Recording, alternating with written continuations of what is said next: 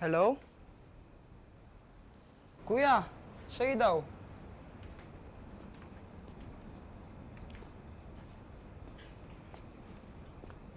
Hello? Hoy, Nick! Asan ka kanina? Ba't di ka sumabay sa FX? Meron pa kasang hindi natatapos sa opisina eh. Dapat maunahan ko yung boss ko. Eh bakit di mo sinasagot yung mga text ko? Hindi ko pa naloloadan yung cellphone ko eh. Ay, grabe ka. Bumili ka nga ng mamahaling cellphone, wala ka namang pang-load. Yun lang ba itinawag mo? Tulungan mo ko, natatakot ako. Bakit naman? Parang in love na naman ako. Kay Chard? Tulungan mo naman ako. Baka bakla na naman to eh. Paano mo naman nasabi na baka bakla siya? Dahil feeling mo lang na naman, ha? Ewan ko ba?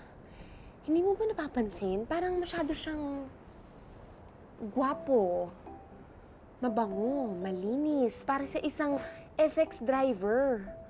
At saka ewan ko ba? Bait-bait niya sa akin. At nakakausap ko siya. I don't know, but it's too good to be true. Tulungan mo naman ako. Totoo bang in love ka sa taong yan? At kung oo man, tandaan mo Tina, hindi siya mayaman ha? Ah, sino sa atin ngayon ang kumakapanglait, ha? Ano ko ba? Ayaw ko sa mayaman na boyfriend, no? Napakayayabang. Palagi nilang pakiramdam nila pinagkakwartahan sila. Kung hindi naman, napaka-pepresko. Sobrang manlibre, napakagalante. Wala akong pakialam kahit hindi mayaman si Chard. Isa pa, hindi na yun uso sa generation natin ngayon, no? Basta kami, we're in love. Paano kung ginamit mo lang siya para makalimutan mo na si Ricky? Kung hindi kami magkatuluyan ni Chard, eh problema ko na yun. Huwag mo nga problemahin, nagpapatulong lang ako, no? Eh paano kita matutulungan? Alamin mo nga, kung bading siya o hindi. Eh di tanungin mo siya.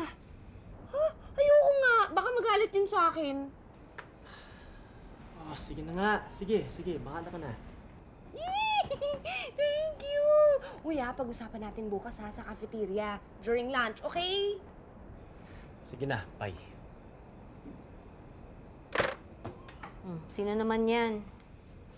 Si Tina po. Ay, yung mayaman mong girlfriend. Hindi ko po siya girlfriend. Mabuti naman. Nick, wag mong kalilimutan ang pamilya mo. Ikaw na lang inaasahan namin ng kapatid mo mula nang iwan tayo ng tatay mo. Tsaka magka-college pa si Bart.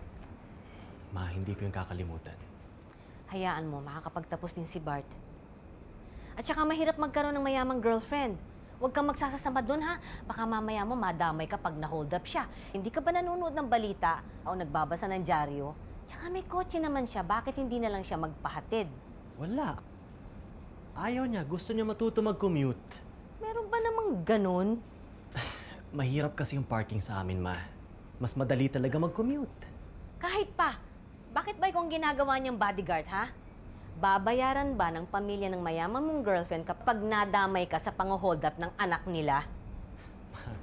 Hindi ko nga siya girlfriend eh.